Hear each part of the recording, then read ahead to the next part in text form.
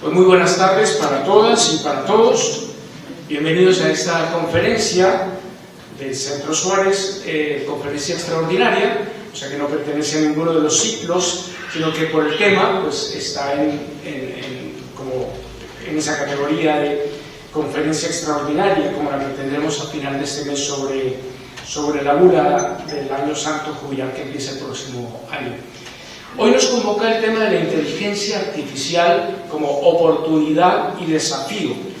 Y quisiera iniciar la presentación de este encuentro con un breve texto, la conferencia es más larga, de las palabras que pronunció el Papa Francisco en el encuentro sobre la inteligencia artificial del grupo del G7 en Apulia, en Italia, el 14 de junio de este año.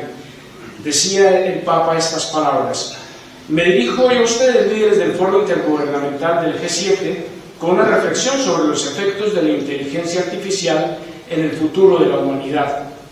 La Sagrada Escritura atestigua que Dios ha dado a los hombres su espíritu para que tengan habilidad, talento y experiencia en la ejecución de toda clase de trabajos. La ciencia y la tecnología son, por lo tanto, producto extraordinario del potencial creativo que poseemos los seres humanos. Ahora bien, la inteligencia artificial se origina precisamente a partir del uso de este potencial creativo que Dios nos ha dado.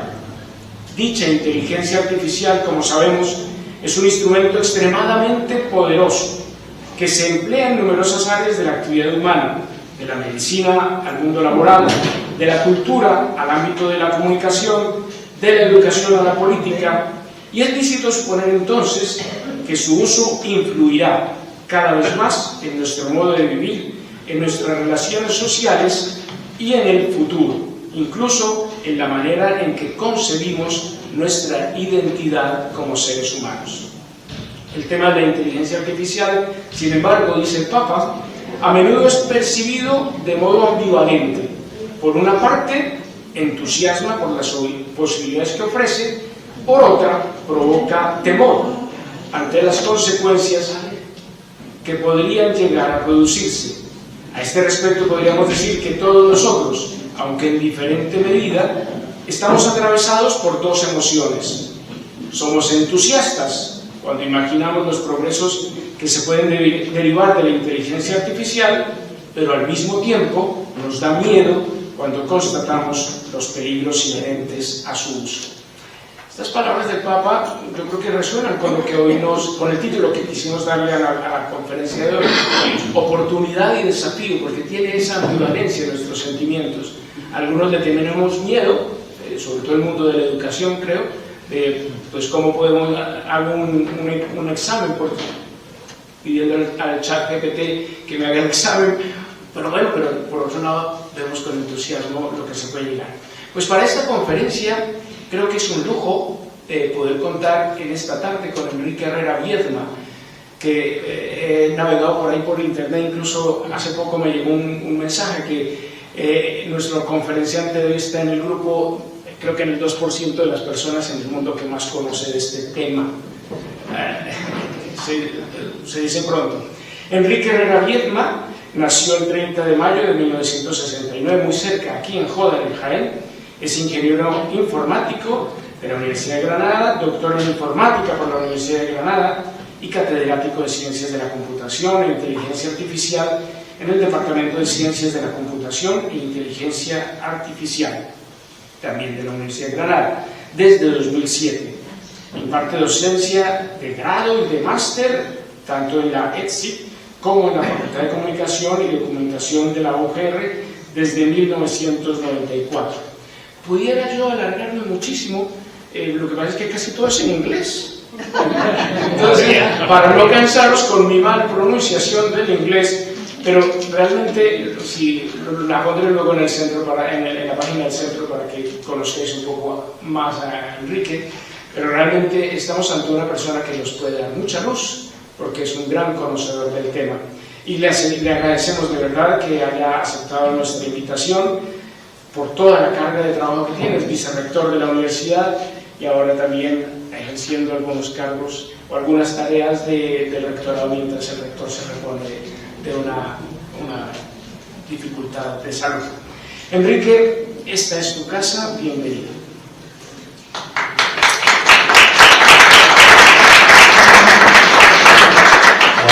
Muchas gracias por la invitación, por la presentación y por esta acogida que sinceramente no me esperaba, porque no sabía muy bien el centro, exactamente los orígenes y por dónde iba también, porque no sé, hablé otro día como en el gabinete, que era bueno, en conferencias no suele ir mucha gente, no sé la experiencia que me contaba, y bueno, no pasa nada. Yo me comprometido y ahí es cierto que, como le he dicho antes en mi presentador, pues tengo una agenda muy compleja, muy complicada, y se me ha complicado esta semana. Y en cualquier caso me comprometí a mí y aquí estoy, ¿no? Ha recogido muy bien la semblanza que ha hecho de la carta del Papa que escribió la situación actual de la inteligencia artificial y de las tecnologías, y yo diría incluso más allá de la sociedad digital en la que vivimos, ¿no? La inteligencia artificial es una de las tecnologías más importantes que está activando todo el movimiento que ya de por sí tenemos dentro de nuestra vida, eso está claro. Y eso se recoge muy bien lo que ha comentado, ¿no? Se crean desde luego muchas esperanzas, se crean muchos temores, y luego tenemos unos medios de comunicación muy variados a los cuales tenemos acceso de muy distintas formas, ¿no? Y que en el instante que sucede un tema, pues rápidamente lo conocemos, y cuando sucede algún tema que está ligado con algún programa que ha hecho alguna fechoría en un tema concreto, automáticamente se disemina sin explicar mucho por qué ha sucedido, por qué no ha sucedido. Y yo estoy a veces un poco cansado de escuchar decir una inteligencia artificial ha hecho esto, como si la inteligencia artificial o los programas que se basan en inteligencia artificial pues andaran solos y nadie los encendiera, los apagara y metía los datos y demás. Realmente eso puede llegar en el futuro y va llegando, ¿no? Hay muchas cosas que se están automatizando, pero la inteligencia artificial como preámbulo es una tecnología, igual que otras tecnologías con las que convivimos, que está aquí para intentar mejorar la calidad de vida de todos nosotros. Se puede usar más o se puede usar bien. Es verdad que el proceso en el que estamos inmersos es muy acelerado, nos ha pillado con el pie cambiado a la sociedad en general, a ustedes, pero incluso a los que estamos en los centros de educación a más alto nivel, a la universidad. Algo que comentaba en mi presentación. Hace 2 o 3 años yo no tenía ni mucho menos en mente que sucediera todo lo que está sucediendo. Y fíjese que me dedico a esto, que enseño esto, que investigo, que tengo relaciones internacionales y salgo fuera de España y conozco lo que se hace en otros países. Realmente ha habido un movimiento muy fuerte que está proporcionando la inteligencia artificial. Y eso nos está pasando a todos. Además, día tras día hay nuevos hallazgos. Yo hoy le voy a hablar de las cosas que, digamos, conozco hasta hace una semana, pero estoy seguro que esta semana han salido nuevos avances que van encaminados a mejorar nuestras vidas, nuevos modelos que van encaminados a mejorar nuestra vida y a hacer cosas que jamás pensamos que nos suceder. Y esto es una carrera continua, ¿no?, en la que estamos metidos, en la que realmente uno siente vértigo. Ustedes que reciben el impacto, pero nosotros que estamos también detrás, viendo cómo se está desarrollando todo, y nos da miedo no ir al ritmo del desarrollo. Eso es. Bueno, dicho eso, he intentado montar una presentación, no sabía el público al que iba a ir destinado, lo digo sinceramente, pero sí analizando un poco el punto de partida, dónde estamos inmersos, qué tecnologías tenemos encima de la mesa, cuáles son los principales parámetros que definen la sociedad digital en la que estamos moviendo. Y luego dedicamos una parte especial para hablar de la inteligencia artificial y lo que a día de hoy yo considero que son los problemas más importantes que tenemos que intentar en inteligencia artificial, pero también los desafíos o los retos sociales que están encima de la mesa, ¿no? Y que pueden ser objeto de debate después de terminar la charla, que espero cortarla 30 o 45 minutos para dar tiempo a intercambiar impresiones, ¿no?, que yo creo que es lo importante. Bien, hay una charla que preparé hace tiempo hablando de la información y en la que usaba una frase de un señor que se llama José Valdeomar, que es un granadino, un inventor del siglo XX, que era un experto en temas de televisión, en la tecnología que había entonces, ¿no?, que fue un visionario, una persona que además patentó muchas cosas, realmente era un tipo que estaba muy adelantado a su época, aunque el reconocimiento lo haya venido posteriormente, ya tuvo alguno.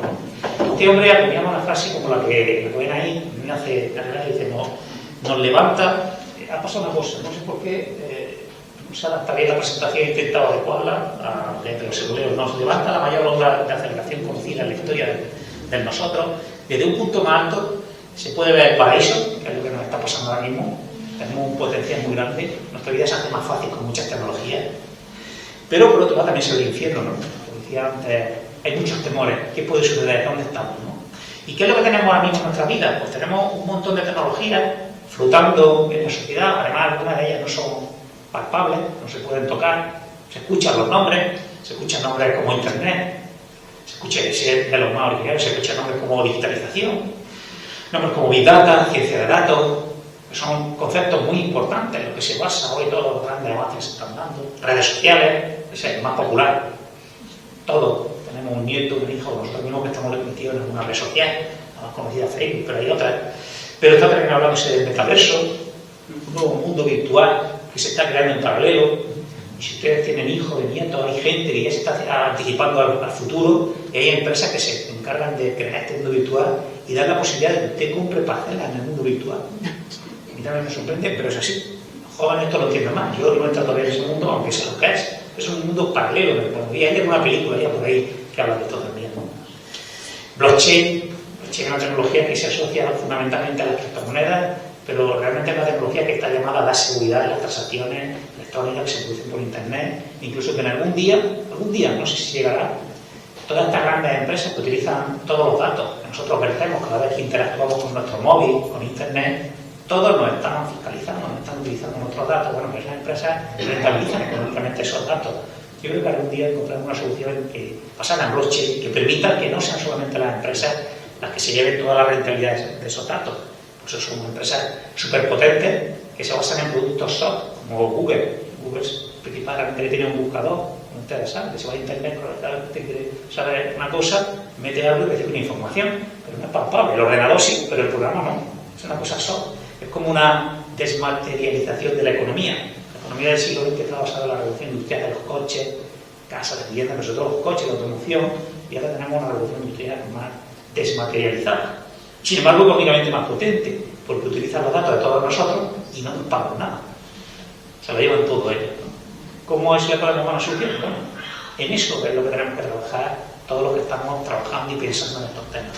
Pero bueno, blockchain considero que es una cosa muy importante, aparte del tema del concepto de cloud computing. En las empresas informáticas hay una carrera acelerada por tratar de disminuir al máximo los dispositivos con los que interaccionamos.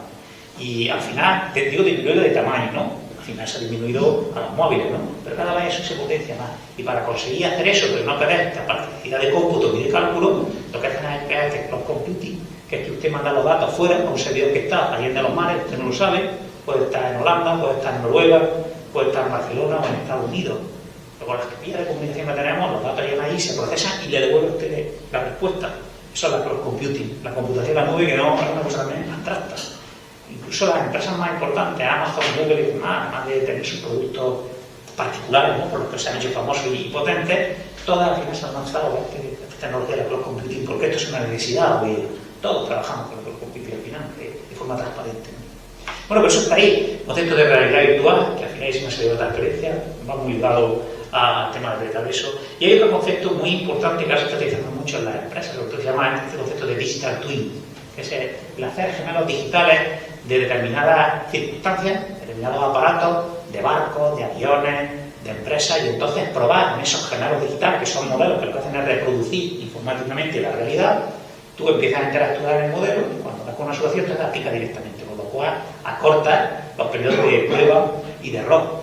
Y eso, por ejemplo, ahora mismo es uno de los proyectos más importantes que estamos desarrollando en la Universidad de Granada, que es el proyecto del acelerador de partículas, pues es un área muy importante. El acelerador de partículas que estamos desarrollando en Granada es un reto científico que no se ha estudiado antes. Entonces, para intentar acortar los plazos de ejecución del proyecto y de implantación del proyecto, y también para minimizar los riesgos, lo que se van a crear son digital twins, gemelos digitales de distintas partes del acelerador, donde se va a entrenar, pero en una máquina, en un ordenador, y de aquí va a sacar las conclusiones para luego el diseño adecuado que luego van a implementar en la realidad, ¿no? Es una herramienta que está dando muchos frutos junto, modelaje y luego la aplicación de inteligencia artificial para extraer información. Bueno, pero ahí tenemos, yo he puesto aquí los más significativos bajo mi punto de vista, pero hay un montón de conceptos encima que uno se pierde, es como un gran rompecabezas que tienes que ser muy experto para entenderlo todo, porque además son conceptos que no actúan de forma independiente, están interactuando constantemente unos con otros. Y tienes que ser muy hábil mentalmente, incluso ya desde el punto de vista informático, para entender todo esto. Se lo digo porque yo recuerdo que un día en clase, cuando este concepto de cloud computing estaba ya apareciendo en Estados Unidos, pues algún alumno me lo preguntó, y sinceramente no sabía de lo que estaban hablando. Lo digo con toda sinceridad, porque no estoy leyendo todas las últimas novedades que están saliendo sistemáticamente. Evidentemente, luego te vas a la bibliografía, a buscar los artículos y demás, y ya te vas situando, ¿no? Pero es que estamos en una carrera acelerada y cuesta trabajo estar arriba. Hay una cosa que les decía, ahora estamos en una situación, y lo vemos todos, ¿no?, en el que hay dos grandes componentes que están mediatizando nuestras vidas. Una es el Internet. Estas grandes computadoras que hay en muchos sitios que permiten que nosotros, a través de los ordenadores o a través de los móviles, nosotros nos podemos conectar. Internet está ahora mismo en nuestras vidas. Es algo sin lo que no podemos vivir realmente, para muchas cosas. Digo para buscar, pero para muchas cosas, es así. Fíjese que yo creo que cuando sufrimos el COVID, en el año 20, una de las principales cosas importantes que tuvimos en España es tener una empresa importante, robusta, que nos dio las líneas suficientes para mantener todo el trasiego de Internet, porque todo el trabajo telemático que se desarrolló durante el periodo de COVID se soportó en Internet. Y aquí en España tenemos una empresa telefónica que hacía poco había cambiado todo a fibra óptica, había hecho una gran inversión. Realmente fue increíble. En el modelo universitario nosotros cambiamos de la noche a la mañana del modelo presencial a el modelo online, gracias a Internet. Se convirtió al final en el eje de toda la actividad, pero ya ha hecho incluso de nuestras vidas. Y luego una foto que a mí me gusta mucho, que es la foto de todo el mundo con el móvil. Esto ya es una cosa que hay poco a los jóvenes, pero ya saben ustedes que estaba este verano en Torró y iba paseando por la playa, y entonces te pones a mirar a la gente desayunando y está el abuelo, la abuela, la madre, y estaban todos con el móvil sin dirigirse ni pie. Y yo también lo hago con mi familia, no lo critico aquí. Estamos así, nos levantamos y nos acostamos con el móvil, todos tenemos experiencias de esas, ¿no? Eso es algo muy importante que crea una forma ya de vida y también crea una forma de interacción entre nosotros. Eso lo sabemos, a veces estamos sentados y para hablar con el cónyuge, con la amiga, le mandan un mensaje en vez de una hora. Pero es así, es la realidad. Pero ojo, eso no pasa desapercibido para las empresas, que también se dan cuenta que si este es el elemento más importante que utilizamos, a través de este elemento como empiezan a mandar los mensajes, dándole información a ese elemento, y oye, es estupendo, en un móvil hoy, los móviles de hoy tienen una capacidad de los supercomputadores de hace 7 8 años, una máquina realmente potente, ¿no? Pero es ese afán de disminuir, por un lado, el tamaño de los dispositivos con los cuales interactuamos y de concentrar cada vez más ahí, lo que ha provocado eso, pero luego se ha creado como una cultura ligada al móvil. Y todos sabemos de lo que estamos hablando, todas las aplicaciones, los bancos interactúan con móviles, que toda nuestra vida, y además tiene muchas ventajas. Si lo sabemos utilizar, es cierto que tiene muchas ventajas. Uno no tiene que ir a muchas veces a las colas del banco porque de tu aplicación puedes hacer un montón de cosas. Todo, prácticamente, muy poquitas cosas. Bien, pero sí es verdad que como consecuencia de este panorama hay una cosa muy importante que se está produciendo y es que están cambiando muchas actividades. Se está produciendo lo que se llama proceso disruptivo. Esta es una palabra muy importante que hay que conocer el entramado, lo que significa, que se ha puesto muy de moda porque hay constantemente disrupciones, además en todos los sectores.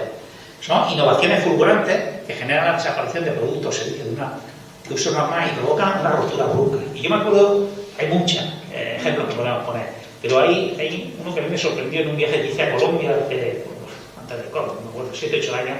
Y entonces asistí a una manifestación de taxistas de Colombia en contra de una aplicación que se estaba instalando en el país y que estaba liquidándolo literalmente, liquidando su negocio, que era Uber. Pronto llegaría aquí. Yo lo había visto espantado, no sé de lo que estaban hablando, porque todo no llega tan rápido, aquí ha llegado también, ¿no? Pero ¿qué pasó con ese nicho de negocio? Porque de la noche a la mañana un señor se inventó un programa que establecía conexiones entre los que ponen el coche y los que necesitan el coche, además más rápido, abordando un punto de coste y en el acto te responde. Y empezaron a limitar la capacidad de actividad de los taxistas tradicionales, que además, si nos venimos a España, sabemos que la licencia vale muchísimo dinero, y esto es prácticamente coger un coche, te incorporas a una red y empiezas a ganar dinero, tienes la actividad. Entonces, Uber sigue estando, como sabes, es más, hay más, ahora hay otra que se llama Bolt, la descubrí, hay otra compañía que se llama Bolt, que la tenemos aquí en Granada, Checoslovaquia que estuve hace poco y otra aquí. Es un nicho donde se han incorporado más y coexisten y conviven con las compañías tradicionales. Igual las tradicionales han tenido que ver con una cosa, están incorporando tecnología en su actividad para que no quedase fuera. Pero en ese sector se produjo de la noche a la mañana, apareciendo una empresa y terminó. Y es curioso, pero es así, ¿no? Pasó también con la librería. La librería tiene una competencia muy grande, por ejemplo, con la gran plataforma de venta de libros Amazon. Y ya sabemos que no vende libros ya, ya hemos vendido en un gran supermercado de todo lo que usted quiera. Y se lo llevan a su casa a la hora que quiere. Si no está contento, lo puede devolver. Claro, eso es otro movimiento muy disruptivo que ha cambiado mediante la tecnología la actividad ligada, por ejemplo, a la venta de libros. Pero tenemos múltiples ejemplos. Hoy día hay una palabra muy significativa que habla de esto, y es que hay un impulso muy grande porque startups. Startups son empresas nuevas basadas en tecnología que rápidamente empiezan a cambiar de la noche a la mañana en una actividad, y encima reciben el amparo de muchas empresas económicas que ven ahí un futuro, una futura ganancia económica, y empiezan a potenciarlas. Y no hay que decir que no, eso está ahí, pero hay que empezar a pensar sobre todo los sectores económicos que esto es el devenir del día a día. Está cada vez más y es importante. Bien, yo al final creo que estamos viendo en un volcán, una erupción continua de tecnologías que he intentado un poco en la transparencia de decir, bueno, pues tenemos tecnologías de redes sociales, tenemos un montón de redes sociales, ya lo saben ustedes, temáticas para compartir experiencias de vino, de libros, de experiencias sociales, de convivencia, de todo se inventa, y luego sigue a esto, y poco a poco eso se convierte en una herramienta que permite relacionarse socialmente, pero realmente nosotros pensamos que nos lo dan gratis, luego cogen nuestros datos y demás. Utilizan también una necesidad humana, que yo creo que es muy importante recalcar. Los humanos no estamos acostumbrados a vivir individualmente, tenemos siempre una sociedad. ¿Qué es lo que hacen las redes sociales? Que nos permiten ampliar esa sociedad, la distancia. Entonces esa necesidad pues, hace que esto se haya acelerado y que la gente la utilice cada vez más, porque realmente cubre un aspecto de nuestra vida. Ese aspecto del ser social, ¿no? Que somos sociales, que esto ha ayudado a esto. Igual que sucedió con el tema de la aviación. Cuando se inventa la aviación, uno de los grandes impulsos que es que permite socializar a grandes distancias face to face, porque en 8 horas está en la otra parte del mundo. Incluso yo a veces pensando con mis alumnos, las dos invenciones más importantes que ha habido en los últimos años fuera de que artificial, que la tenemos aquí, ha sido Internet, que te permite socializar a grandes distancias sin necesidad de moverte, pero también los aviones, ¿no? Físicamente que te llevas de un lado a otro y en una mañana estás aquí y por la noche estás en Estados Unidos. Así de sencillo, ¿no? Eso es una gran revolución. Pero la sociedad digital pivota entre la Internet, la digitalización, que a mí me parece un concepto muy importante, que pasa desapercibido sobre todo para los jóvenes, porque ellos ya se han criado en un mundo de digitalización, donde toda la información se modula, se encripta en 0 y 1, se representa mediante 0 y 1. Ustedes saben que nosotros tenemos el alfabeto del 1 al 10, que va desde 0 al 9, pero realmente dentro del ordenador nos utilizan dos estados, el 0 y el 1, encender bombilla y apagar bombilla. Sin embargo, esa simpleza, que parece al final compleja y pierde capacidad de representación, al ser un vocabulario muy simple, hace que los procesos eléctricos aceleren mucho la capacidad de computación y que esto vaya más rápido. Entonces, el tema de la digitalización ha sido un proceso que se ha ido produciendo a lo largo de los últimos 20 años. Antes las radios eran analógicas, los móviles, no sé si se acuerdan de un móvil que se llamaba Moviline, la niña Moviline, era analógico, tenía mucho ruido además cuando se conectaba, y todo fue mirando a intentar siempre tener tecnologías 0 y 1. Al final, ¿por qué? Porque es la forma de poner en común todas las tecnologías, que con un solo aparato lo tengas todo: televisión, comunicación, radio, móvil, almacenamiento de datos, todo. La digitalización ha sido un proceso muy importante en nuestra vida, y ese ir avanzando a controlar y a conectar información en 0 y 1. Bien, y luego, dentro de todo eso, ahora lo que vemos es que se puede extraer información y conocimiento de esas grandes cantidades de información que tenemos, que en los últimos años, además, como consecuencia de los grandes centros de computación, tenemos la posibilidad de coger y almacenar cada vez más datos. Antes la inteligencia artificial no estaba bastante sofisticada, pero ha avanzado mucho, y ahora la inteligencia artificial, trabajando sobre esos datos que están digitalizados, permite ver cosas que antes no veíamos cosas. Por eso muchos problemas que hace 10 años no se resolvían, ahora con la inteligencia artificial se están resolviendo rápidamente. Es más, se piensa ir más allá, cada vez más allá. Pero la base de todo, de momento, está la digitalización. Aquí no lo comento, en el futuro va a haber algo muy importante, que es otra nueva tecnología para representar la información, que es la tecnología cuántica, que no trabaja solamente con 0 y 1, sino que trabaja tridimensionalmente y va moviendo los planos. Es una forma distinta basada en la química y que da mucho más potencial de representación, y ya se están desarrollando ordenadores que aprovechen esa nueva forma de representación. Eso va a ser una explosión tremenda en los avances de la informática, pero eso está todavía chequeándose, se está probando y se está trabajando, pero llegará, por supuesto. Pero ahora lo que tenemos es esto, ¿no? Un gran universo de datos, todo desarrollado y representado en 0 y 1, y además esos datos, las máquinas, organismos pueden explorar, leer, interpretar esa información.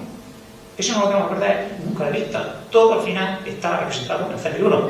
Usted no ve el CR1 allí, lo que son impulsos eléctricos, como el apagado y el encendido, pero eso es lo que es realmente funcionado de los chips, ¿no? Bien, al final yo analizaba que en las sociedades anteriores, en el siglo XX y en la sociedad anterior, había dos cosas importantes que movían el universo, que una era la materia y la energía. En la sociedad del siglo XXI, y ya al final del siglo XX y principio del siglo XXI, hay otro elemento adicional que forma parte del universo, podríamos de nuestra necesidad, que es la información. Estamos todos necesitando información. Además, nos provoca casi cierta adicción, ¿no? Todo lo que hemos visto antes con el móvil, que te levantas y necesitas poco de información. Muchas veces, y yo lo experimento, uno hace un vídeo, alguna cosa que dice, oye, estupidez, ¿no? Pero lo hace de una forma automática, es como respirar. Se ha convertido en un hábito. Y ya está, antes de acostarte, lo mismo, enciende, a ver si recibe un mensaje de Pepito, el Manolito. No te aporta nada más, pero lo hace. Entonces, la información se ha convertido en algo muy importante, eso desde el punto de vista del usuario individual, pero desde el punto de vista de las empresas tecnológicas, las que hablaba antes, la información es un valor incalculable. Incalculable. De hecho, toda la rentabilidad y todo su valor económico reside en la información que son capaces de manejar. Y al final eso se mide viendo la cantidad de usuarios que tienen controlados, que tienen adicción a sus productos y que los utilizan. Cuando tú representas que tienes capacidad para congregar a mucha gente que utiliza tu herramienta, eso significa que tienes capacidad de más información y todo eso se puede rentabilizar desde el punto de vista comercial. Ese es el valor que tienen estas empresas, ¿no? Fíjense que si es importante el tema de la información, que por supuesto existe ahora mismo una economía de información. Se han creado multitud de empresas que se dedican a trabajar en información de distintos tipos de vista. Hay empresas que permiten, que viven del acceso a la información, como los buscadores. Google, no se olviden, Google basa su funcionamiento fundamental en el buscador. Y además, muy importante, ha conseguido prácticamente anular a todos los buscadores en el mundo occidental. En el mundo oriental, cuando uno viaja a China, cuando uno lleva la puerta a China, automáticamente Google no funciona. Ponen otro sistema que se llama Baidu y que tú tienes que utilizarlo para buscar en chino su mundo. ¿Y por qué lo hacen? Porque evidentemente si tú tienes control de la puerta de acceso a la información, tú además de dar la información que la gente quiere, primero le puedes dar dentro de la que está buscando la que tú crees mejor. Pero además luego le puedes mandar enlaces, otras cosas, otras ventanas que complementen esa información dependiendo de tu gusto. ¿Qué es lo que hace el gobierno chino para no intentar evitar esa mediación, ese control que se puede hacer de la población china por el mundo occidental? Lo tiene cortado totalmente. Existe ya forma de cuenta de eso, y ya se hace. Pero realmente cuando uno va allí, yo he mandado a un estudiante allí, se ha tirado 3 meses y se siente cautivo. No puede utilizar ninguna de las aplicaciones que tenemos allí. Bueno, pero como le digo, existen empresas dedicadas a esto y además son muy importantes. Google es Alphabet, la matriz de Google, ¿no? Pero son empresas multimillonarias, controlan realmente mercados, controlan países, controlan economías realmente. Tenemos empresas que se dedican al tema de información, como la radio, tal, tenemos empresas que se dedican a la explotación de la propia información, con inteligencia artificial y Big Data, estas mismas que les estoy hablando, Amazon, Netflix, Google, Spotify, en el terreno de la música. En fin, tenemos un montón de empresas, por supuesto, que permiten compartir información, como las redes sociales. En definitiva, el mercado de la información marca tendencias. Hoy sucede eso que digo, la transparencia. Tú le dices a los jóvenes, le hablas de los coches, de la moto y mal y vale. Les gusta, no digo que no, porque al final te quiero comprar el coche, pero prefieren un buen móvil, tanto de rato con el móvil. ¿Por qué? Porque le da acceso a un universo que le gratifica mucho, que le satisface. Y se ha educado además así, ¿no? Claro, en la sociedad digital que estoy dibujando, que tenemos encima de la mesa, pues aparecen muchos problemas. Yo aquí comento algunos, evidentemente hay otros y seguro que ahora en la charla ustedes me comentan otros, ¿no? Pero tenemos el tema de la brecha digital. Tema muy importante, esto de los infopobres o inforricos, algo que pudo suceder durante el COVID, porque la gente que estaba en los pueblos, en las zonas rurales, no tenía la misma línea de comunicación que los que estaban en las capitales. Y Telefónica yo sé que hizo esa gran inversión, pero las zonas rurales aquellos estaban mal. Bueno, esto puede establecer muchos desequilibrios, porque si uno tiene acceso a la información de una administración pública, de una empresa, cuando generan, por ejemplo, puestos de trabajo antes que otros, oye, eso facilita mucho el acceso. Luego hay que intentar que el acceso a la información sea balanceado, equilibrado, que todo el mundo tenga la oportunidad de tener información, que no se cree esa divergencia entre infopobres y inforricos, entendiendo que la información tiene un valor, porque lo tiene, igual que lo tiene el dinero cuando hablamos de rico y pobre, pero lo tiene. Hay también una sensación que mucha gente tiene, que a pesar de que tenemos mucha información, mucha acceso a información, sin embargo tenemos cierta pobreza vital, es lo que le he dicho antes. Tenemos necesidades de estar constantemente recibiendo input, pero muchas veces te planteas, ¿esto para qué sirve? Ver este vídeo, ver algunas cosas que tú te a veces son chorradas que cuelgan en las redes, más, pero bueno, te entretiene y al final terminas viéndolas o leyendo algunos mensajes o algunos temas que no te interesan pero que te llegan porque en algún momento has accedido a una página web de una empresa o lo que sea. Al final hay una cosa que tenemos que tener en cuenta: somos humanos y lo que tenemos que intentar es no perder el sentido común y no dejarnos manipular de esa forma, porque si recibes mucha información y no piensas muchas veces lo que estás haciendo de forma crítica, oye, al final caes en una pobreza vital que todos lo han hecho, ¿no? Esto es muy importante para las personas mayores, pero especialmente para los jóvenes. Las tecnologías, el abuso de las tecnologías, esto de recibir toda la información ya hecha y elaborada desde muchos sitios, hacer lo que te esta capacidad de sentido común, de pensamiento, de autocrítica, porque todo lo buscas fuera, no eres capaz de proponer una idea por ti mismo, ¿no? Y esto es importante. Luego hay entonces también el tema del acceso a estas plataformas, y es el tema de que todo es gratis. Además, si la palabra gratis aparece en una plataforma, automáticamente la gente se da de alta. Y en Internet, las tecnologías no es nada gratis, ya te lo he dicho antes, cualquier interacción es aprovechada como un dato interesante para desarrollar una actividad de cualquier tipo. Las más normales, comerciales, ¿no? También a veces sirven para caracterizar a los usuarios e intentar desarrollar actividades orientadas a mejorar tu calidad de vida, ¿no? Que hay interacciones interesantes. Pero es cierto que no todo es gratis, ¿no? Y aunque lo parezca, no es. Especialmente los buscadores. Los buscadores, a veces, yo siempre me he preguntado, ¿qué saca esta gente de que nosotros buscamos con el universo que ponen a nuestra disposición y lo que eso cuesta? Pero cuando uno ve cómo funcionan esos buscadores, es un pastizal, ¿eh? ¿O qué saca esta gente cuando... ¿Se acuerdan que antes existía un programa que se llamaba TomTom? Y Google se acuerda obviamente de Google Maps, y ha comprado otra herramienta que se llama Waze, me parece que mejora todo esto. No lo hará gratis. ¿Por qué te lo hará gratis? Al final es un tema de crear una buena comunicación con el usuario y crear adicción. Que vean a Google siempre tu proveedor de tecnología para todo. Eso al final le da mayor capacidad de captación de usuarios, de retención de usuarios, y eso incrementa el valor de bolsa automáticamente. Porque puede llegar a más gente cuando tiene que difundir mensajes.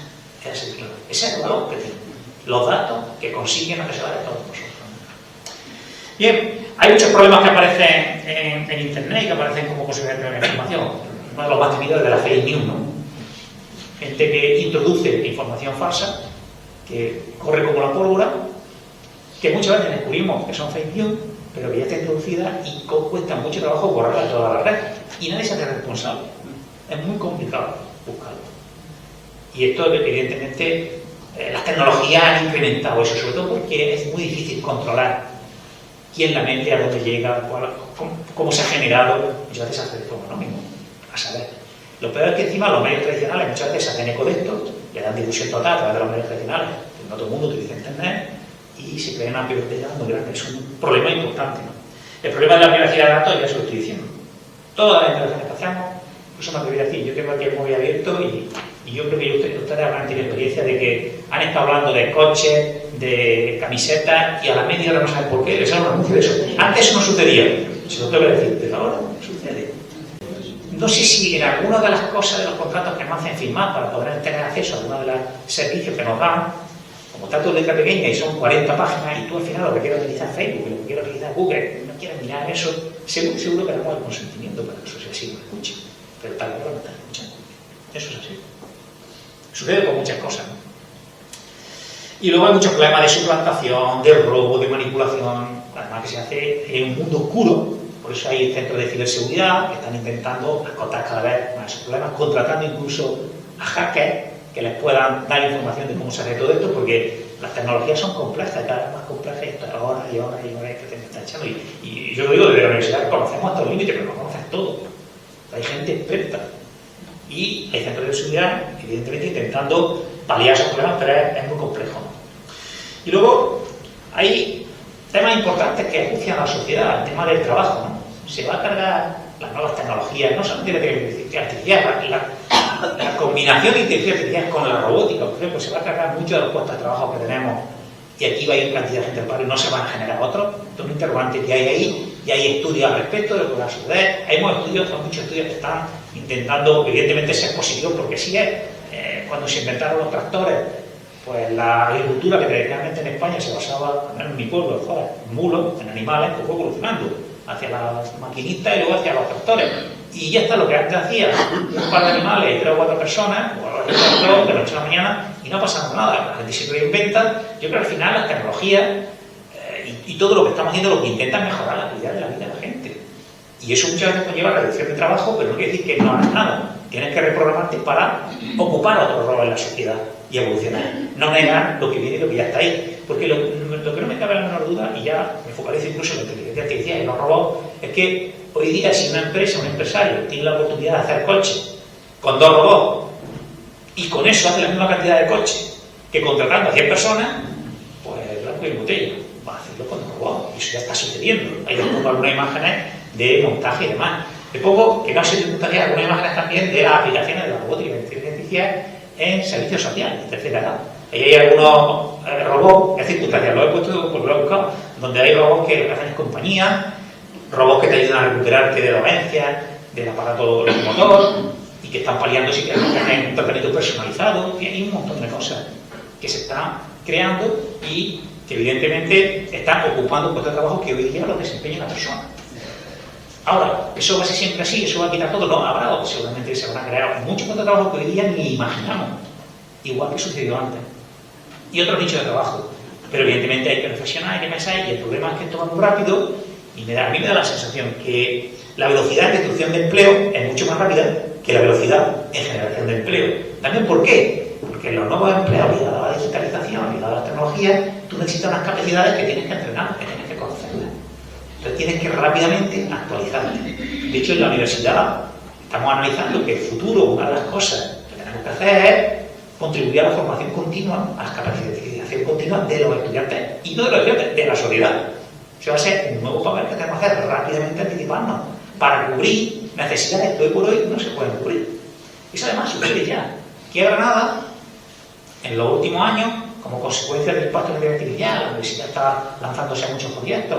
Tenemos muchos grupos de investigación de expertos de inteligencia artificial en la universidad, pues se ha producido un efecto de llamada de empresas que no consiguen contratar talento fuera de España y en España en otros sitios, y que están buscando cómo coger talento con buenas capacidades digitales.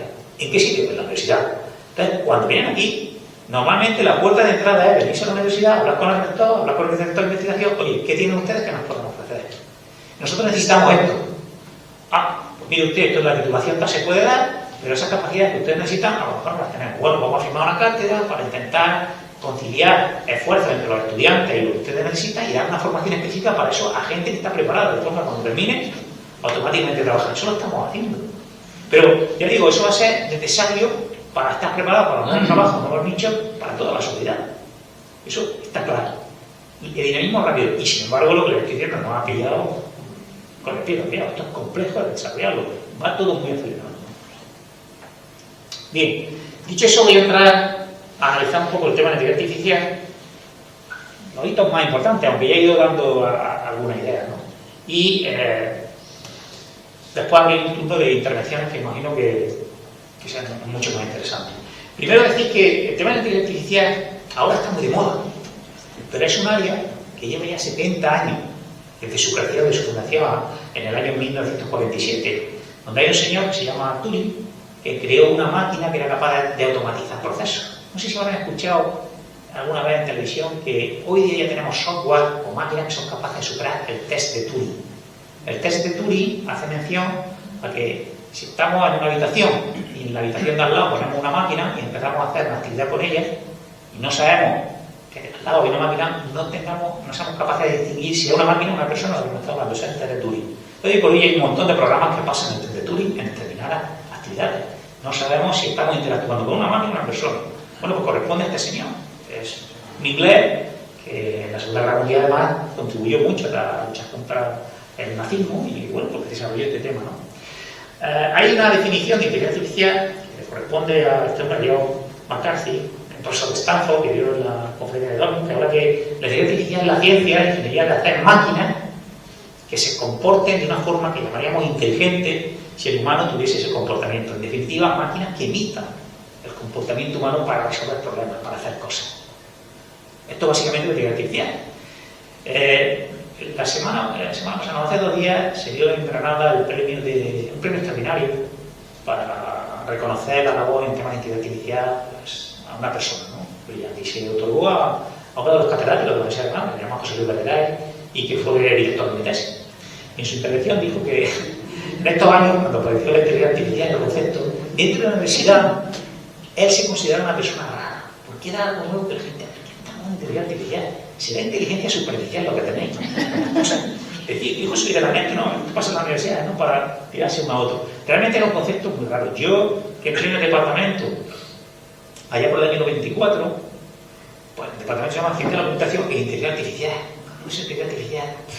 No lo entendía, de hecho se habla de computación, de informática, ¿qué palabra es? No tiene ningún sentido. Y yo vengo hablando de inteligencia artificial desde hace muchísimo tiempo.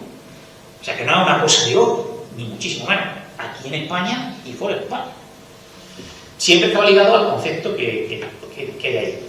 Hay un pensador que a mí me gusta mucho, un filósofo, que es Yuval Noah Harari, un filósofo israelí, que ha hecho mucho análisis desde el punto de vista más humanístico de lo que supone la inteligencia artificial. Aquí les pongo encima de la mesa uno de los análisis que hizo en este libro, pero hay otro libro que se llama Homo Sapiens, ¿no? Que también analiza todo este tema de la inteligencia artificial, a dónde va.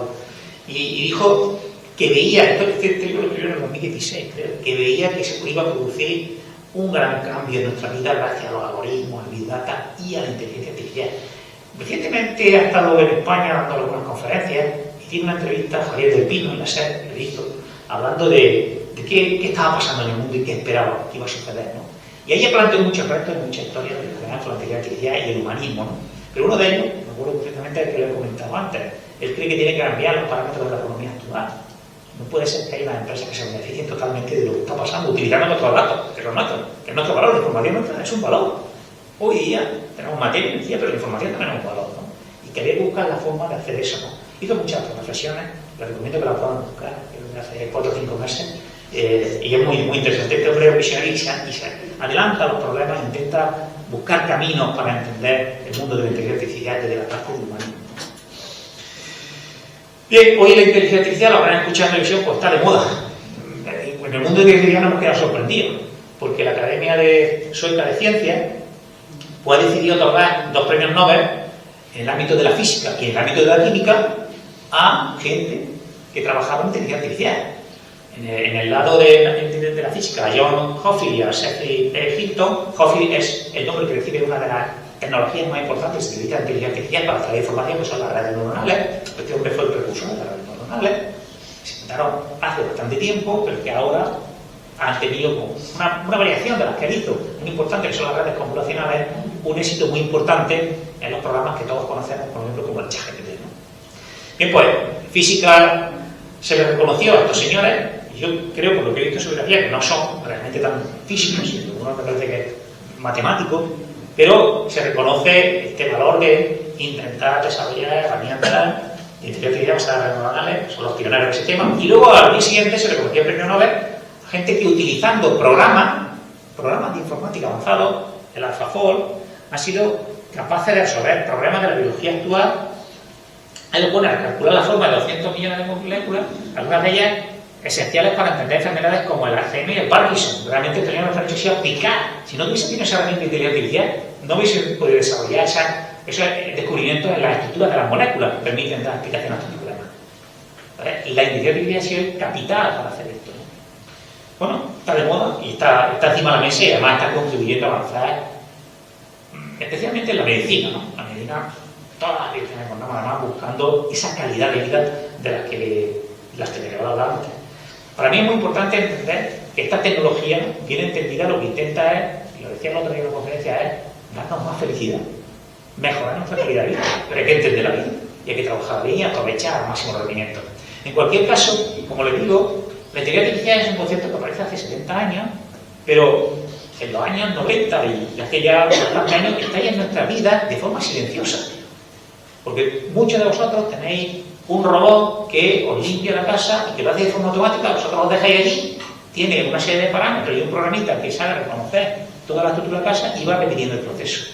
Y la inteligencia artificial permite todas las cosas que ya son posiblemente automatizarlas. Ahí tienen un caso, ¿no? En los temas de diagnóstico médico hay infinidad de aplicaciones que se están aplicando hace mucho. Por ejemplo, para análisis de imágenes e intentar identificar los cancerígenos de imágenes rápidamente. Durante el COVID se hicieron muchas aplicaciones de inteligencia artificial para intentar detectar el COVID en pacientes a través de imágenes de los pulmones. En nuestro grupo se llevó a cabo una experiencia de ese estilo, ¿no?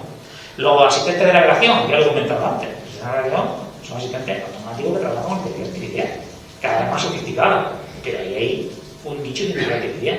Eso no funciona así como así, ¿no? Y eso lo tenemos utilizando del tiempo memorable, ¿no? Los asistentes clínicos, los chatbots, en definitiva. Los chatbots ha sido una de las herramientas más importantes que se está aplicando en muchísimos sitios. Durante el COVID también fue una herramienta muy importante para interactuar con la gente y dar información de lo que estaba pasando e intentar resolver problemas, ¿no? En la banca, dentro de nada va a llegar, porque cada vez están reduciendo más el personal. ¿Y por qué lo están reduciendo? Además de por los cajeros automáticos que todos tenemos y que ya empezamos a tener un chatbot que empieza a interactuar con nosotros y nos va guiando. Al final son herramientas que van a aumentar la productividad, reducen el empleo en la banca por lo que estamos viendo, porque cada 2 por 3 asistimos a reducción del empleo, pero son herramientas que incluso facilitan mucho más la interacción y evitan ese tipo de escolas insalvables que hay muchas veces en el trabajo. En fin, pero estamos trabajando con ella y luego hay asistentes como Alexa, como Siri, lo tenemos aquí en el móvil, que Alexa pues, nos hace compañía muchas veces en casa, ¿no? Me pregunta, interactúa, yo lo digo porque realmente yo no lo tengo en casa, pero me lo comentan, ¿no? Pero el mismo Siri es un asistente estupendo para llamar por teléfono, recibir noticias, ya depende de cómo tengas programado, y sí te facilita mucho la comunicación. Bueno, el tema de los chatbots va a dar mucho recorrido, realmente en todos los sectores, es una herramienta fundamental, ¿no? Como digo, eso está dentro de nuestra vida, ¿no? El tema de la automoción, hombre, no tenemos totalmente los coches automáticos, pero gran cantidad de programas y de operaciones dentro de los coches se hacen de forma automática. Los motores, incluso tú te que se hace el motor de segunda línea, hay un programa que está haciendo y te avisa de todo lo que hay, una centralita que controla todo eso, ¿no? Y luego de las herramientas más importantes que hoy con las que hoy convivimos, Amazon y Netflix. Tema de Netflix, yo no sé si lo tienes claro, pero al final, para ver algunas películas que uno quiere, pues tiene Netflix. Netflix es un sistema de recomendaciones, esas recomendaciones en temas de vídeo, que lo que hace es captar tus preferencias en función de lo que vas viendo o de lo que van viendo gente que tiene un perfil parecido a ti y te va haciendo ofrecimientos de vídeo para que no te vaya de Netflix a Match o otra plataforma, que mete contenido y se. Pero es un sistema de recomendaciones que utiliza nuestro movimiento e interacciones con el sistema. Los sistemas de recomendaciones son una herramienta muy importante, no voy a entrar aquí a explicarlo, yo me he dedicado a eso durante tiempo, porque son el centro de las plataformas digitales, son los que dinamizan toda la actividad. Netflix es uno de estos en el tema de vídeo, Spotify en el tema de la música, que no lo tienen ustedes, por hay gente, los jóvenes sobre todo lo tienen, y Amazon es el padre de los sistemas de recomendaciones. Amazon inicialmente ideó una plataforma para venta de libros basada en un sistema de recomendaciones, luego evidentemente lo ha ido ampliando y ya sabemos que vende muchísimas cosas, pero el corazón de Amazon es un sistema de recomendaciones guiado por inteligencia artificial, que extrae información de nuestra interacción, que nos crea perfiles y incluso nos hace ansiedad. Ustedes compran a veces en Amazon y compra, yo me acuerdo que compré una barca y automáticamente dice, ¿y por qué no compras también un salvavidas? ¿Y por qué no compras? Porque otros como tú lo hicieron y te pagan, qué sé yo, no lo había pensado, ¿no? Y de verdad, yo creo que te ayuda, te guía un poco. Evidentemente no lo hace para que te sientas contento y a gusto, pero lo hace para que te ayude, lógicamente. Y son herramientas adecuadas. Pero el corazón es un sistema de recomendaciones, ¿no? Que está guiado por inteligencia artificial. Pero en fin, lo que le quiero decir es que la inteligencia artificial no es una cosa de estos años, sino que ha estado en nuestras vidas, como vemos, en muchas herramientas que muchos de nosotros hemos utilizado, ha estado también en el mundo académico, con todos los investigadores que hemos estado trabajando en esto, aunque no nos entendiera nadie, ¿vale? Pero hoy ha pasado algo, ha pasado en estos últimos 2 años, desde 2022 ha pasado algo extraño. Ha aparecido una nueva forma de IA, que se llama la IA creativa, la IA generativa, que nos ha asombrado. Nos ha asombrado. Ha convencido a toda la sociedad de que es capaz de pasar el test de Turing en muchos aspectos. Y está, por ejemplo, representado por un software más conocido, ChatGPT, ¿no? Que uno le pregunta cosas y te responde y dice, pues, tú sabes de lo que está hablando. Incluso sabes hacer las cosas mejor que yo, porque sintetiza mejor, agrega mejor. Cuando uno va a empezar a hacer un trabajo, le preguntas y te guía rápidamente, te da los parámetros, tiene acceso a una gran base de datos. Eso es muy costoso hacerlo. Nosotros no imaginamos eso, pero es súper costoso. Pero lo importante aquí es que nos sorprende la capacidad de responder que tiene y además, ya lo digo, con un sentido que no llegamos a distinguir si es humano o no es humano. Y además, dos cosas muy importantes, como digo aquí. Tiene una gran capacidad creativa en temas de imágenes. En imágenes, vamos, le dices 4 rasgos de lo que quieres generar, el estilo de imagen automáticamente lo tiene. Y con una perfección muy importante. Ha habido por ahí muchos concursos de pintores y demás, que se ha llevado el premio, un cuadro creado por un sistema detectivo. Igualmente está pasando con libros, igualmente, es decir, pasan sofisticadamente ese famoso test de Turing. Si no es porque lo dicen, no te enteras. Eso te sorprende, porque hasta hace poco eso no sucedía. Es verdad que teníamos un robot en casa que nos limpiaba, pero el robot hace una cosa automática, como el ascensor, le da un botón, sube y baja, no más, no lo saques de ahí. Esto es demostrar que es capaz de entenderte y hablarte como te hablaría un humano, pero además un humano muy sabio, porque es capaz de tener más información que tú. Claro, ellos tienen acceso a la información de Internet, todo lo que se le haya metido. De hecho, saben que por ahí, yo no he puesto la transparencia, pero hay muchos periódicos, muchas editoriales quejándose de que la gente de OpenAI, la empresa que ha sacado ChatGPT, ha ingresado un montón de información que además tiene derecho de autor, pero ellos lo han cogido, lo han puesto y ahora la utilizan para después de utilizar su información. Esto no puede ser. Hay un mundo que hay que resolver, pero esto ha sido así. Han creado una gran inteligencia. Bueno, eso ha pasado en temas de imagen y en temas de lenguaje natural. En el mundo de la IA, desde que yo estoy estudiando, siempre ha habido dos grandes fascinaciones a los propios académicos y empresarios, que es intentar reproducir sistemas que sean capaces de hablar en lenguaje natural. Y también el tema visual. Las dos rasgos más característicos de los humanos es el habla y el género de la imagen. Tenemos otros sentidos, que no digo que no sean importantes, pero esos dos son muy importantes. Bueno, pues eso se ha conseguido a través de distintos sistemas. Yo pongo ahí algunos que los pueden ver, unos para imágenes, DAL, Imagen, Stable Diffusion, Midjourney, pero también para temas de lenguaje natural, como el más importante, ChatGPT y Lambda, y otros más que han ido surgiendo, que ahora después les comentaré. Pero sí quiero que miren en la parte de la derecha de la pantalla, las empresas que están impulsando estos sistemas son todas empresas privadas. Además, las grandes tecnológicas que dominan los mercados. Estamos hablando de Google, estamos hablando de OpenAI, que detrás tiene Microsoft, estamos hablando de Amazon, hay nuevas propuestas, pero tienen también su herramienta, y estamos hablando de Meta, que es la matriz de Facebook, ¿no? La matriz de Facebook. Son empresas que han decidido hacer grandes inversiones para desarrollar estos productos, ¿verdad? Millonarias, con la esperanza de que van a controlar el mercado y que en el futuro van a tener una rentabilidad. Muchas de estas inversiones que están haciendo a día de hoy no son rentables. Esto ha llegado muy rápidamente. Pero es una apuesta de futuro total y absoluta, y esto tiene muchos peligros, porque por un lado, estas empresas están invirtiendo mucho y lo que quieren es tener luego rentabilidad. Y no están pensando si el impacto es más positivo, más negativo, si se controlan los temores, no los temores. Es más, yo le diría que en mi actividad de investigador, de desarrollador de software, nosotros tenemos distintas fases para desarrollar un producto software.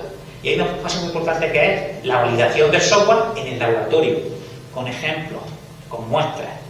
Cuando vemos que funciona bien con una muestra, automáticamente luego la llevamos al mercado y ya la gente la puede usar. Aquí me da la impresión de que esa fase se la han saltado. Directamente la han puesto en la muestra, la han puesto en el mercado. Porque además, seguramente estaban convencidos de que iban a deslumbrar. Las máquinas que han desarrollado, los nuevos algoritmos que sustentan estas plataformas, no solamente te dan respuesta en el acto, sino que la respuesta que te da en la memoria, que es otra capacidad también del ser humano. No son máquinas que te responden y se olvidan, y que tienes que volver a computar como las calculadoras, por ejemplo. Que sí, que lo tienes metido, se olvida. No. Aquí lo que van construyendo se va memorizando. Pero necesitan interactuar con mucha gente para cada vez mejorar y afinarse. Entonces, aquí han dicho directamente al mercado. Porque esa interacción con todos nosotros la necesitamos para mejorarlo, para entrenarlo. Claro, estamos hablando de una gran cantidad de datos y no se pueden entrenar con la interacción de 4 o 5 personas, sino millones de personas. Todos los que interactúan con ChatGPT están dando información de cómo organizar el conocimiento constantemente. Y eso lo necesitamos para cada vez afinarlo más. Y lo hicieron. ¿Y qué pasa? Que como al final a la gente nos ha gustado, nos ha deslumbrado, oye, que se puede hacer esto, yo hablo con muchas cosas, esto es fantástico, no sé qué, pues nadie se ha quejado. Oye, no anda gratis, con la cantidad de inversión que han hecho. Ahora, en estos últimos años, ya no está siendo tan gratis. Tienen licencias reducidas y luego cuando las empresas lo quieren implementar, ya empiezan a dar unos buenos planos que las empresas, las pequeñas de la empresa, no pueden pagar. Yo ya empecé yo a hablarlo porque vienen muchas empresas diciéndome, oye, yo quiero estar utilizar ChatGPT, que me da nuestra cuenta de la productividad de mi empleado. se está implementando rápidamente nuestra herramienta, pero que hay 7, 8 empleados y no puedo pagar eso. Lo que pasa, hay alternativas, se están planteando alternativas, pero esto ha pasado también, ¿no? Problema, las grandes empresas están controlando. Los estados se han inhibido. Las universidades, lo digo sinceramente, no tenemos el potencial, tenemos talento, tenemos gente que contrata en estas empresas para desarrollar eso, pero no tenemos dinero para tener las infraestructuras que ellos tienen. Son grandes centros de datos de la dimensión de un campo de fútbol, que nosotros no tenemos dinero para comprarlo y sobre todo para el mantenimiento y actualización, porque cada vez hay que actualizar. Y luego para pagar energéticamente, eso está encendido 24 horas todos los días. Los centros no hemos quedado fuera. Y eso es un problema grave, ¿no? Porque cuando solamente va vehiculando el desarrollo de estas aplicaciones en temas monetarios, porque, le voy a repetir, hacer estos avances requiere una gran inversión que solamente puedan acometer estas empresas, ellos al final están esperando. Entonces empiezan a ser muy laxos en temas de riesgo, de temores, de regulación, incluso, bueno, esto es para relación con lo que comentaba, incluso aunque suceda lo que sucedió en este caso. No sé si se acuerdan de una noticia que apareció en los telediarios donde Sam Altman es uno de los padres del ChatGPT, de hecho el presidente de OpenAI. Entonces, hace un año aproximadamente, el Capitolio, el presidente de los Estados Unidos, el Congreso de allí lo llamó para decir, oye, ¿qué está pasando aquí con el ChatGPT? Que esto es incontrolable, que están pasando un montón de cosas que se nos va de las manos. Y lo llamaron para ver cómo esto se podía parar. Y él dijo que, hombre, esto hay que regularlo. Él, el empresario que está adaptando y que está poniéndole, que se ha saltado, como digo, los principios para el desarrollo de software, si nos vamos a poner directamente, dijo, no, esto hay que regularlo. ¿Por qué? Porque lo que puede suceder es que si la inteligencia artificial da un resultado malo, puede salir muy mal, puede tener un efecto multiplicador muy grande, puede ser una gran tragedia, alguna de las cosas que haga la inteligencia artificial. Por tanto, merece la pena regularlo. Pero, en fin, eso es lo que dijo allí, en el Capitolio, delante del presidente o delante de los diputados que estuvieron controlando. La realidad es que OpenAI a día de hoy, ya la versión última de ChatGPT es la 4.1, que ya no solamente tiene capacidad para imágenes, para hablar, sino que ya le están metiendo el razonamiento matemático que hasta hace poco era más complejo. Otra habilidad importante del ser humano.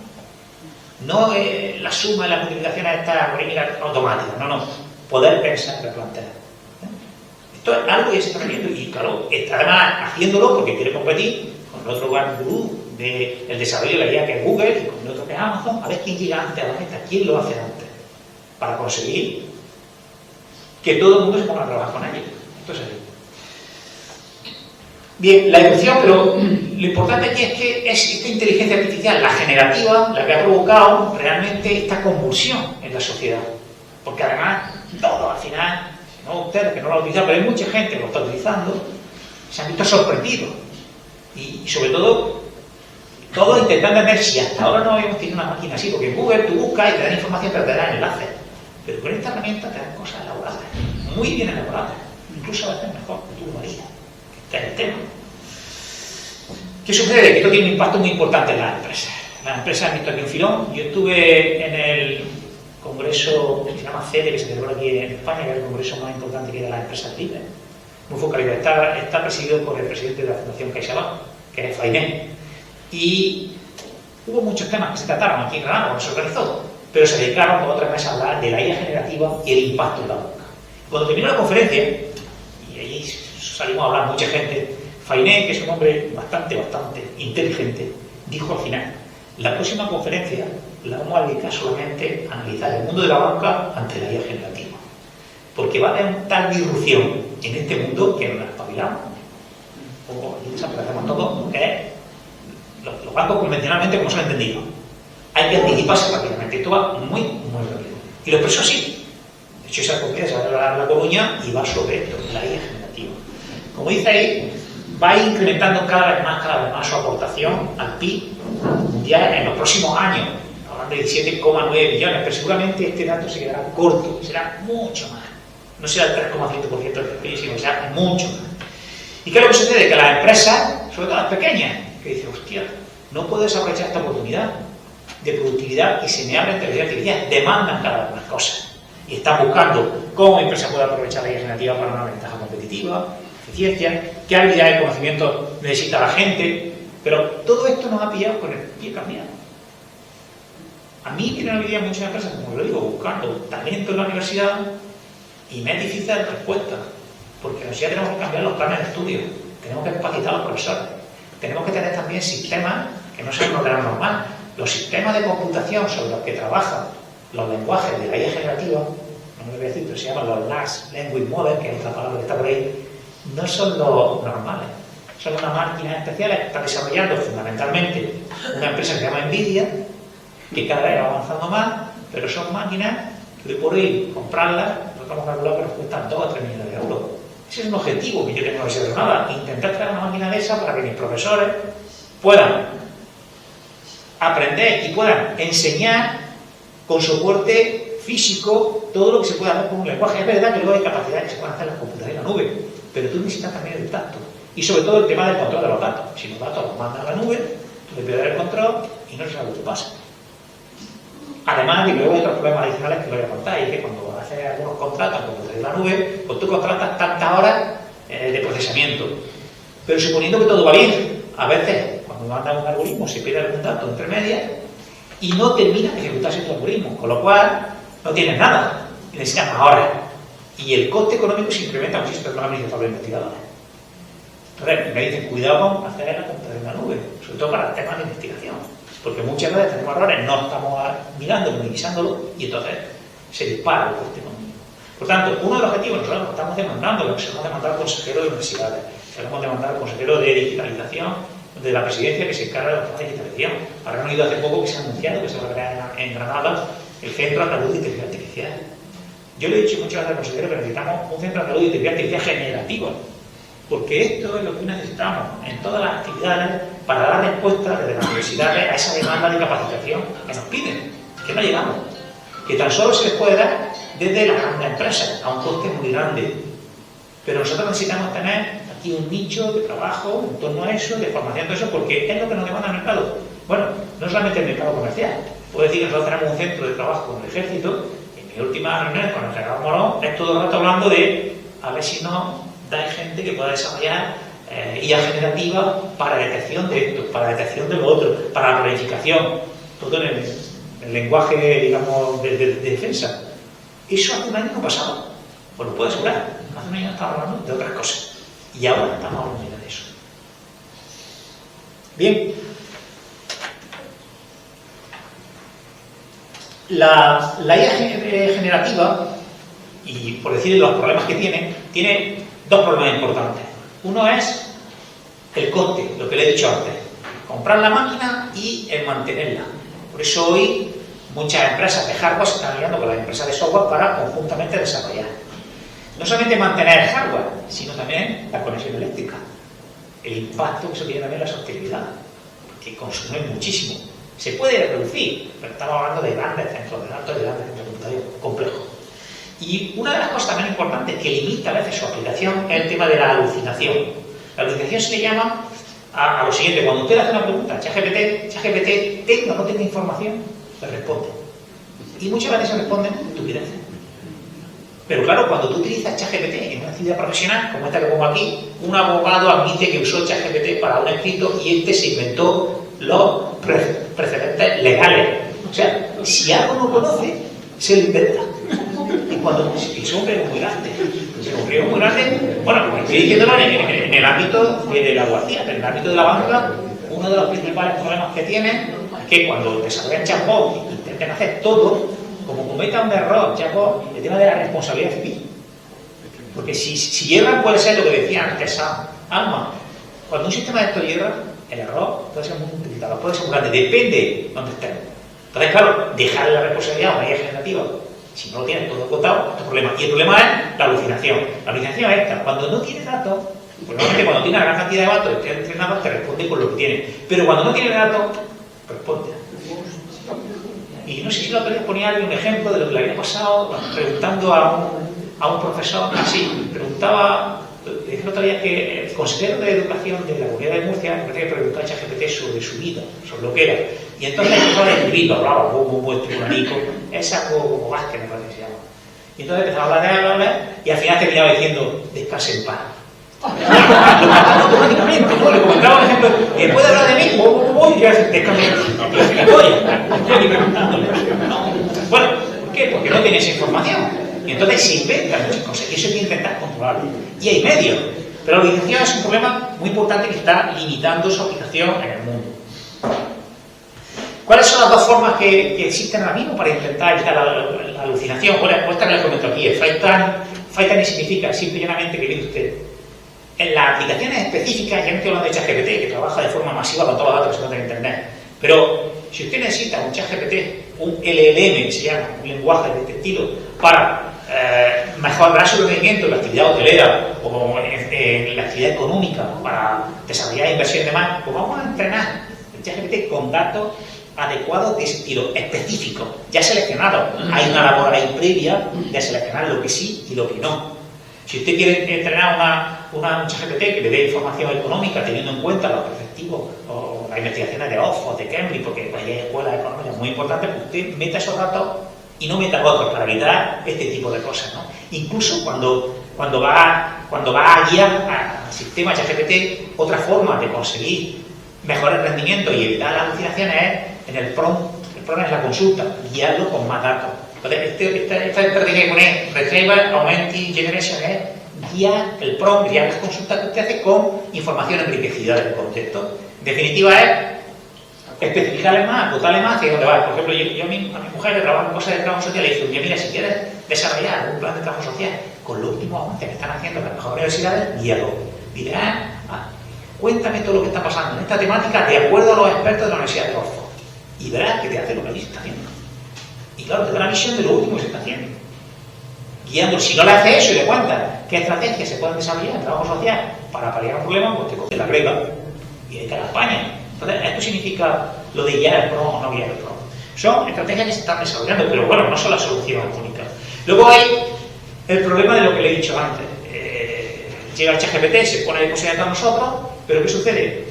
Porque lo utilizamos, pero cuando ya queremos utilizarlo de verdad, la actividad, empiezan las empresas a decir, hay que pagarlo. Entonces está saliendo una alternativa, es lo que se llama los LLM abiertos, open source. Es decir, no utilizar los modelos fundacionales de las grandes compañías, ChatGPT, o Gemini, o Mistral, una de las que hay, y utilizar alternativamente algunos de los 8 modelos que hay, te digo, ¿no? Uno de los más famosos es el de Llama, o Falcon, o Bloom. Son modelos que hacen lo mismo que los otros, pero que están desarrollados por empresas, por comunidades, por asociaciones, sin ánimo de lucro. Entonces todo el mundo lo puede utilizar, es software libre. Es verdad que a lo mejor no tienen todo el potencial que tienen los otros inicialmente, pero ahora mismo la implementación de la IA generativa en la pequeña y mediana empresa se está desarrollando con este tipo de sistemas. De hecho, yo he comentado al consejero, necesitamos expertos que conozcan esto, sobre todo en Andalucía, que tenemos muchas pequeñas y medianas empresas, y que no se pueden pagar esas cuotas a las grandes empresas que tienen modelos fundacionales. Aquí hay ventajas que se ponen sobre los modelos de open source, pero bueno, la principal es el económico. Tampoco es lo único que no cuesta dinero, lo puede desarrollar cualquiera que está a disposición, tú colaboras también en el desarrollo, pero se puede hacer. Y ya termino hablando un poco sobre el tema de los retos o las preguntas que quedan abiertas con todo el tema de la IA generativa y otras que a ustedes se les ocurran ahora. El tema de si mitigaremos algún día el problema de los secos, ¿no? Hay muchas aplicaciones que se están desarrollando de IA generativa en algunos sitios. Por ejemplo, recuerdo una herramienta que se utilizaba en Estados Unidos en un hospital para dar paso a las clínicas una vez que la gente llegaba a urgencias, y en función del perfil de usuario, cuando lo metían, pues resulta que daban nada más que paso a la gente que tenía tarjeta Visa.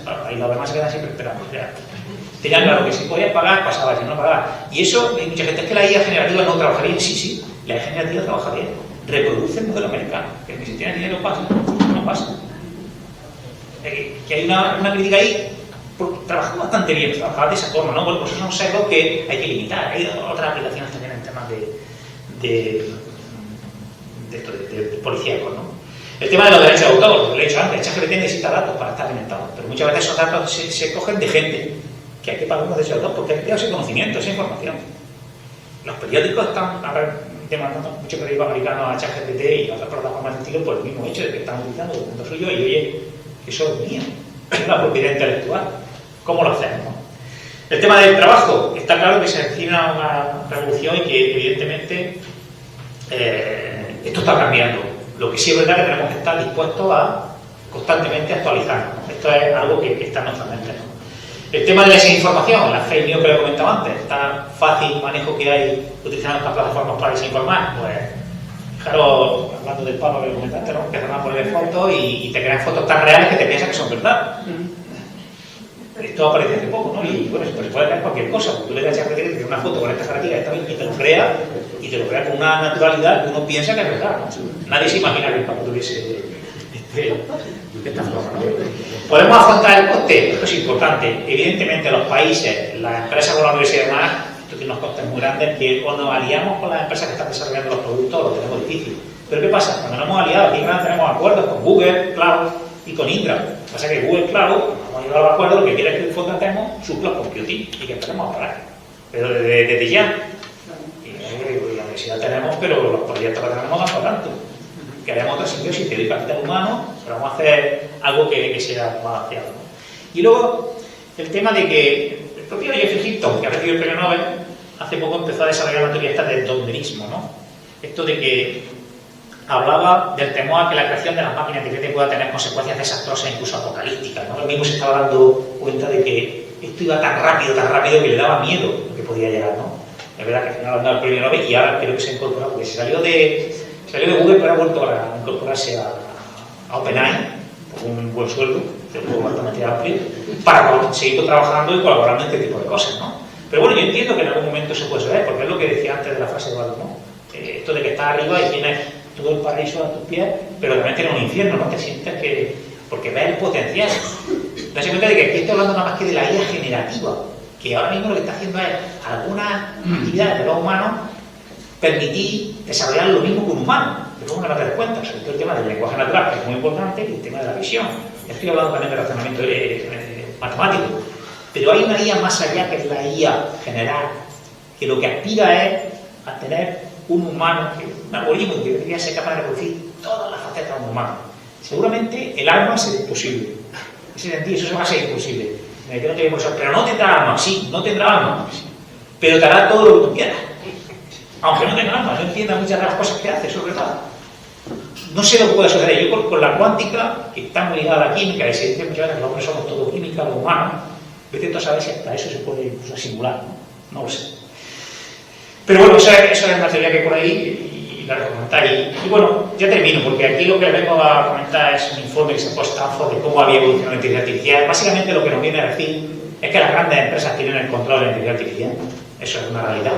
Que en la universidad y los grandes avances que se están produciendo últimamente en las investigaciones vienen de la mano de la inteligencia artificial. Si no tuviésemos inteligencia artificial, no se estarían produciendo. Y que esto está cada vez activando más y más y más.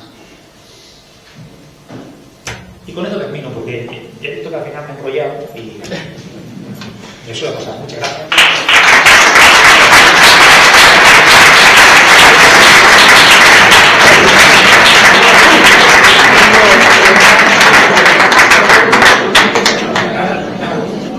Tengo 5 o 10 minutos si quieres que comentemos algo, porque tengo que ir. Sí, estaba yo preocupado porque me dijo, tengo que irme a las -4. Sí, pero bueno, si nos regalas 10 minutitos sí, para algún comentario que alguien quiera hacer, tenemos...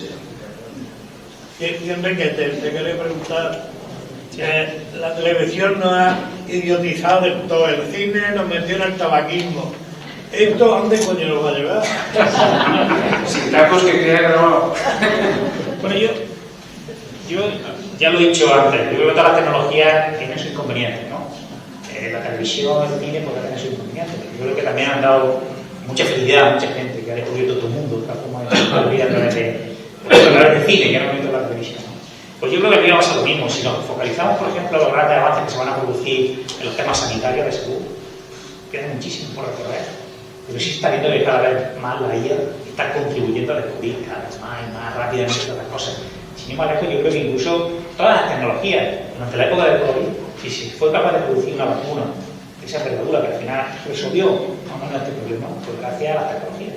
Esa posibilidad de comunicarse y en algunos casos hasta no tendría que ser claro, si no, una vacuna no se desarrolla de esa forma tan rápida como se hizo. Es decir, hay muchas cosas positivas lo que quiero decir. Luego hay otras, evidentemente, que ya las he comentado, que están ahí, fake news, desinformación, lo he dicho antes, que perdamos el sentido de las tecnologías. tecnologías también, cuando ya todo te lo han hecho, el espíritu crítico tiene que seguir, ¿no? Entonces, pero por un lado te puede beneficiar y puede hacer un mundo más feliz, que es lo que yo creo que aspiramos todos, a tener un mundo más feliz. Pues te puede perjudicar si no sabes utilizarlo bien. Entonces aquí hay mucho de cultura, mucho de educación, no solamente de capacitación en el sentido de utilizar, saber utilizar el máximo rendimiento de esta tecnología, sino también de educar en el uso de la tecnología. Y no solamente a los jóvenes, sino también a los mayores. Incluso me debería decir a los propios profesores, ¿no? Yo estoy 24 horas conectado, 7 de la semana, 365. Desde que le ha pasado esto a los restos, pues a veces me para pensar si merece la pena muchas las cosas que estoy metiendo. La vida es una vez, pero no te das cuenta. Te vas metiendo en cosas y te vas dejando llevar. Llevo 9 años de rector. La Universidad tiene 7.000 trabajadores, 54.000 estudiantes. Y no sé cuántos grupos de investigación más. Luego todo lo que me cae fue. Porque la Universidad ahora hemos decidido abrir las puertas, colaborar con la sociedad, que Granada tenga un mundo mejor y pueda diseñar algo más de lo que tiene. La Alhambra está estupenda y que está mucho más. Y eso conlleva muchas horas. Así que la tecnología nos puede ayudar. Yo no soy negativo, lo que sí es verdad que hay que regular, que no se puede dejar todo en manos de las empresas, porque prima mucho el interés comercial, y ahora mismo estamos en manos de las empresas. Eso sí, lo siento y lo detecto, pero obvio. Creo que tenemos allá atrás una pregunta fuerte para que te escuchemos. Vale, voy a intentarlo. Más que pregunta, es una constatación que, bueno, a mí me encanta este tema, me parece que tiene muchísimas cosas muy positivas para la ciencia en particular, pero para otros muchos campos. Pero hay un punto de vigilancia que me parece esencial, que es cómo se está utilizando últimamente para hasta desestabilizar países y continentes. O sea, ahora estamos, por ejemplo, en Rusia, en África en particular, que llama la atención. O sea, crear imágenes y vídeos. Antes cogían una imagen del Pakistán del 2012 y decían que eso pasaba ahora en Mali, vale. Y la gente se lo creía o no, pero es que ahora crean con todo y ponen, yo soy francesa, dicen, ponen una bandera ahí francesa y dicen, mira lo que están haciendo los franceses y tal. Y esto no es solo una cosa que circula en las redes sociales, sino ahí en Mali, Burkina Faso, Níger, se está pasando en las informaciones oficiales del gobierno y el país se está ya creyendo todo eso, se desestabiliza muchísimo. Estoy de acuerdo contigo. Ese tema, además, tiene una facilidad muy grande para crear imagen y vídeo ya. Se puede crear vídeo, hay ya programas que crean vídeo. Hablaba hace poco con una persona aquí de Granada que es presidente de una empresa de contenido. No me acuerdo de él, es un señor de la Chana, no me acuerdo de Raúl, algo se llama. Bueno, él en definitiva lo que quería es ver cómo aplicar la generativa para crear documentales y demás, pero cuidado, que tenía muchos guionistas y no quería echarlo, me dijo. Es que es verdad, la IA generativa tiene una capacidad muy grande de crear eso que tú dices, simular, modelar una realidad virtual rápidamente, buscar informaciones. ¿Qué medios tenemos para controlar eso? Bueno, primero la voluntad de la gente, pero cuando estamos en periodo de guerra eso no es así. Entonces, en la UNESCO se está trabajando de forma conjunta a nivel de todos los países para aceptar una serie de reglamentación que va a salir para el buen uso de la IA. Otra cosa es que luego eso se vaya a aplicar o no. Pero al menos está habiendo un impulso de los países. Primero esto se intentó desarrollar solamente desde Europa, incluso diría que desde España. Ustedes saben que desde Granada trabajamos para intentar desarrollar una candidatura para traer a Granada la Agencia de Supervisión del Algoritmo, que trataba de eso, de intentar regular, ver cómo encauzar y atajar ese mal uso de la vida. Bueno, eso al final es un problema que es planetario y ese hábito no lo puede hacer solamente Europa. Al final se va a tratar en la UNESCO. Y la secretaria de Estado era Carmen Artigas, que la teníamos aquí por serio de la UNESCO a trabajar, a trabajar. Y en la UNESCO están representados países, pero también están empresas. Y ha habido 2 o 3 mítines que se han celebrado en Londres, el otro, no recuerdo dónde, pero en el último, para hablar de esto y enfocar esos temas. Bien, se está trabajando en esa línea, pero no es fácil. Pero además, los temas culturales son diferentes. La cultura europea no es lo mismo que la cultura clásica. A la hora de tratar determinados problemas, ¿no? Que se pueden ver afectados por ahí. Y decir, pero sí es necesario buscar esos foros donde coexistan todos los países y las empresas que son muy importantes, y que se gaste, no digo tanto dinero como se gasta en desarrollar estos programas, pero se gaste bastante dinero para intentar buscar una solución común que simplemente ese trabajo hay que hacer, porque si no va a suceder esto que tú dices, esa manipulación. Al final las propias empresas van a tener un problema. Cuando la gente no se fíe de lo que ellos producen, van a dejar de usarlo. Ellos lo están haciendo porque la gente lo usa, pero cuando tú no te fíes, te genere incertidumbre y malestar, no lo va a usar y van a tener un problema, no van a poder recuperar esa inversión. Yo digo que también les compete a ellos, es una responsabilidad. Yo creo que de lamento se está haciendo esto y hay distintas reglamentaciones que se están sacando. No sé cómo estás del tiempo. Sí, no puedo otra más. Otra vez, la última, porque la verdad es que tiene un compromiso ahora. En primer lugar, felicitaciones al profesor, porque creo que ha sido relativamente interesante. Relativamente porque yo tengo dudas muy básicas que hay detrás de todo esto. Porque claro, dice, bueno, pues vamos a reglamentarlo. Antes nos habló de responsabilidad, nos habló de sentido crítico. ¿Y eso qué es? ¿Qué es eso? ¿Cómo podemos nosotros traducirlo? En tanto, en cuanto que coincido con lo que acaba de decir la compañera, que es muy difícil. Y es muy difícil porque finalmente las redes lo que hacen es crear intereses, gustos, apetencias, ¿no? Y al mismo tiempo que las crean, nosotros le pedimos a las redes justamente esas apetencias en la industria. Es un círculo muy difícil, me parece a mí. Muy complicado más porque viene muy rápido. Sobre todo desde el punto de vista educativo. Sí. Hombre, yo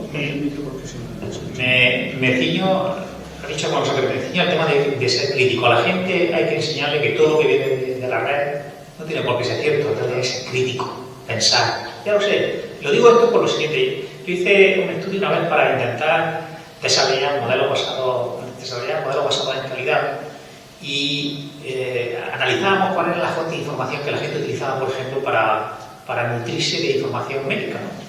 Entonces uno tenía primero, digo como referente para decir, oye, yo voy a hacer esto porque me lo dice fulanito. Tenía al médico, por supuesto. Luego tenía al farmacéutico. Luego tenía al amigo que había tenido una buena experiencia con el médico. Y luego estaba la televisión. A la televisión se le da una gran credibilidad. Todo lo que se ve en televisión son cosas. La gente se lo cree. No sabemos que no es verdad. Eso ya es algo que tenemos que tener aprendido. Bueno, pues todo lo que viene de internet y de muchas de las redes sociales sucede lo mismo. Muchas veces le damos credibilidad, pero no es verdad. Cuando digo lo del espíritu crítico, pues es que hay que plantearse constantemente si esto no viene de verdad y hay que buscar acreditarlo muchas veces desde el punto de vista crítico. Quiero decir, esto me viene, bueno, viene de otro medio, de otra cosa, que descubres que hay divergencias y de ya puedes sacar tu propia conclusión. Todos hacemos algo de eso. A eso me refiero de que no podemos acallar nuestro espíritu crítico de pensamiento, de sentido común, porque damos por hecho que todo lo que viene de internet es verdad. Eso hay que educarlo, hay que trabajarlo, es así. No nos queda otra, pero todas las edades, porque eso va a existir. Y aunque haya reglamentación, incluso una reglamentación que penalice al que mete la fake news, si lo podemos identificar, en el tema de las guerras, además, como ha comentado esta chica, pues es muy difícil, porque ahí están otros intereses. Imagino un mundo imaginario donde, cuando sabemos exactamente quién mete la fake news, tuviésemos un sistema que pudiera penalizar eso y castigar. Vale, pues incluso aunque eso suceda, hay informaciones que tenemos que proteger, tenemos que ser críticos. A eso me refiero, la tecnología no hace nada tonta. ¿Verdad? Porque es un efecto físico, ¿no? Te entra todo por la vista, lo das por hecho. Y el ejemplo que pongo en la televisión, yo estuve analizando este tema de la fuente de información, al final, ¿por qué todo el mundo intenta poner anuncios en televisión? Porque aunque sea falso, algunas cosas que se hace verdad. No voy a comentar alguna de las empresas que hacen eso y que luego no lleguen a ser sin sabores, pero cada uno que piense en alguna de las que hay, es así. Entonces, el tema visual hay que ser crítico y con el tema de información, pues también hay que ser crítico. Yo sé que es muy difícil, como usted dice. Pero hay que saber proteger, hay que saber que no te puedes quedar con la primera información. Estrategias que te permiten descubrir si ahí hay algo que no está bien. Utilizando el mismo medio. En eso tenemos que buscar. Pues desafortunadamente se nos acabó el tiempo, nosotros podemos seguir, pero él tiene un compromiso. Le agradecemos inmensamente a Enrique, yo creo que es una puerta que se abre y aprovecho para deciros que este tema no termina hoy. Tenemos dentro de los ciclos de conferencias del centro, tenemos un ciclo que se llama Informados y Conectados. La próxima conferencia, o la primera conferencia de este ciclo, será el 21 de noviembre, la conferenciante está aquí atrás. Precisamente nos va a hablar sobre ética de la comunicación, el derecho a la intimidad, las fake news y la posverdad. Estará a cargo de Justa Gómez, que es abogada, y vamos a tratar temas como los que hoy Enrique nos ha abierto. Os convoco desde ya para la próxima semana. Tenemos la primera conferencia del ciclo Diálogo, Ciencia y Religión, una tarea inaplazable. Será el comienzo del universo y la existencia de Dios, con David Alcalde Morales, que es sacerdote, doctor en teología y doctor en astrofísica. Será el próximo jueves a las 7:30. Muchas gracias por venir y no olvidéis que